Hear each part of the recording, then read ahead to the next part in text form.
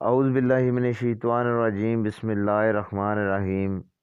بیان کیا جاتا ہے کہ بصرہ کا ایک سردار ہمیشہ اداس اور غمگین رہتا تھا کہ کسی نے اس سے دریافت کیا کہ آخر اس پریشانی کا سبب کیا ہے۔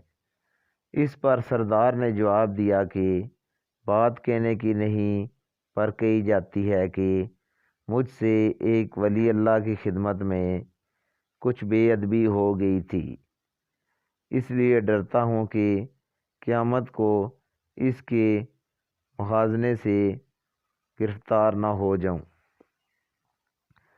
واقعہ یہ پیش آیا، میں ایک مرتبہ زیارت بیت اللہ کو چلا اور سب دوست اور عزیز و اقارب رخصت کرنے آئے۔ حسب دستور کچھ دور چل کر میں نے سب کو لٹا دیا، مگر ایک شخص زید جو میرے پاس میں سے تھا واپس نہ ہوا اور اس نے میرا پیچھا نہ چھوڑا۔ مجبور ہو کر میں نے اس کو جھڑک دیا کہ بیت اللہ کو جانا بھی کوئی آسان سمجھتا ہے؟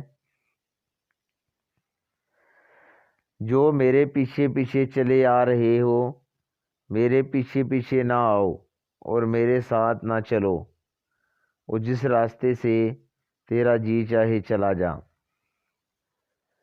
کہنے لگا، ہے آقا، کیا خدا اس پر قادر نہیں کہ تم کو زادِ راہ جلد پہنچا دے اور مجھ کو بے یار و مددگار چھوڑ دے؟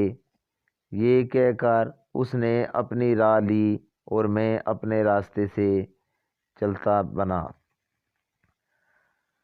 راستے بھر کہیں وہ مجھ کو نظر نہ آیا، واللہ عالم کہاں پوشیدہ ہو گیا۔ جب خدا کے فضل سے مناسک حج سے فارغ ہو کر میں مدینہ طیبہ کو چلا تو کیا دیکھتا ہوں کہ زید آ گیا اور سلام کہہ کر میرے پاس بیٹھ گیا۔ میں نے حیرت سے پوچھا کہ حج کر آیا؟ کہا ہاں۔ پھر میں نے تنزیہ کہا، حج کی سند مل گئی؟ تو کہنے لگا، کیسی سند؟ وہ کس کام آتی ہے؟ میں نے کہا، حج کرنے والوں کو بیت اللہ میں غیب سے چٹھی آتی ہے جس میں لکھا ہوتا ہے فلاں بن فلاں حج کو آیا تھا اور اس کا حج قبول ہو گیا۔ پھر اس سند کے ذریعے قبر میں اور حشر میں عذاب سے نجات ہوتی ہے۔ یہ سن کر زید روتا چلتا بیت اللہ کو واپس چلا گیا۔ جب میں حضور اقدس صلی اللہ علیہ وآلہ وسلم کی زیارت سے فارغ ہو کر لوٹا تو کیا دیکھتا ہوں کہ زید پھر آ گیا اور پھر سلام کے بعد ایک چٹھی اس نے میرے سامنے رکھ دی، جو ایک نہایت عمدہ ریشمی کپڑے میں لپٹی ہوئی تھی، جس میں زید کے بارے میں عذاب قبر اور حشر سے نجات کے لیے لکھا ہوا تھا۔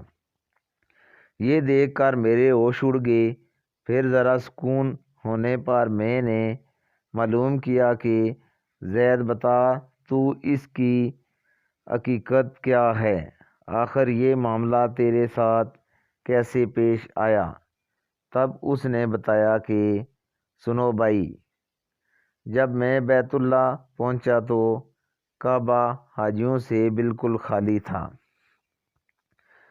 اس وقت میں نے گڑ گڑا کر زارو قطار رونا شروع کر دیا کہ اے مالک دو جہاں، کیا غریب گناہگاروں کا حج بھی قابل قبول نہیں؟ جو مجھ کو حج کی سند نہیں ملی، کیا غریبوں کا کعبہ اور صاحب کعبہ اور ہے جو وہاں سے جا کر سند لاؤں؟ مجھ کو قسم ہے تیرے عزت الجلال کی، جب تک چٹھی نہ پاؤں گا کعبہ سے باہر نہ جاؤں گا اور روتے روتے یہی مر جاؤں گا۔ اچانک غیب سے آواز آئی کہ اے زید، نجات کی چٹھی لے اور جا اپنی راہ لے۔ پھر یہ چٹھی میرے ہاتھ میں آ گئی، اس کو لے کر میں چلا آیا۔ یہ سن کر میری حیرت کی انتہا نہ رہی کہ اللہ اکبر، اس شخص کا یہ اعلیٰ مرتبہ ہے جس سے میں آج تک واقف نہ تھا۔ پھر عزت و احترام کے ساتھ میں اسے اپنے ساتھ بصرہ لے آیا اور وہ چٹھی نہایت احترام و تعظیم کے ساتھ ایک صندوق میں بند کر دی۔ جب کبھی جی چاہتا تو انتہائی ادب و احترام سے نکل کر اس کی زیارت کر لیتا، چومتا، آنکھوں سے لگاتا تھا اور پھر محفوظ کر دیتا۔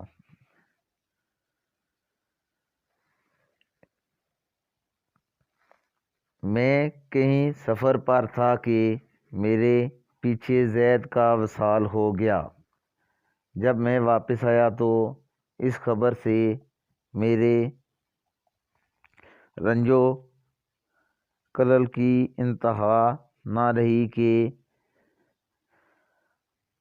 افسوس میں ایسے ولی کی تدفین میں شامل نہ ہو سکا۔ پھر اچانک مجھے وہ چٹھی یاد آئی جو میرے پاس صندوق میں محفوظ تھی۔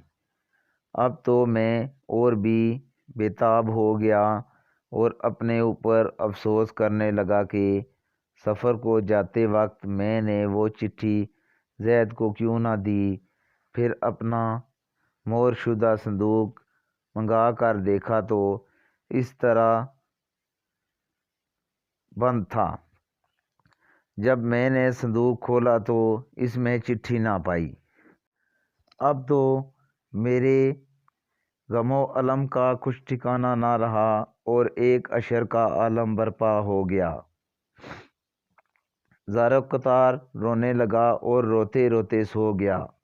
کیا دیکھتا ہوں کہ ایک طرح کی سجی ہوئی جنت میں زید سر پر ایک تاج رکھے ہوئے، زرق و برق لباس میں تخت جور پر جلوہ افروز ہے اور اس کے چاروں طرف حوروں کے جمگٹھے ہیں۔